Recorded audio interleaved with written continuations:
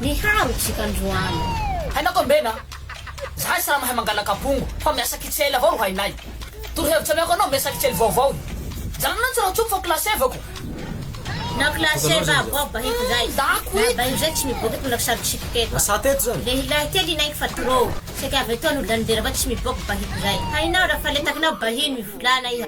Zaho no atara fitokandro fa fankahitanisika iderako no laninao avao. Kana madamo zaho mamboly place fa déplacer baka niasa bahinao zao. Ka hinao tuli fa trop. Madame lafa tena hampiasa raha manentolo baka ambony jusqu'à ambany fa ity ka atokisanao.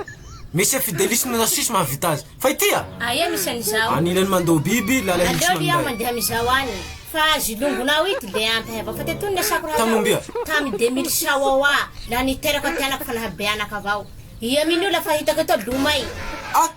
En plus jalanao ampiasaony monsieur fidelisme alohany mandeha biby da baka sekony. Mitsapa hevitra anao na fa tsy raha seritra. Zala nampiasako anao kitseloko zay le klasy. Kokoa zay bo jalako efa lera. Non. Bakao Zaho volanao non. Ia manakasaka jala iny tsako tsy angano fitako tsy jonga raiky ty. Zako tanao efa tsy tiako. Wahitsika vogo tolera sy manodidina.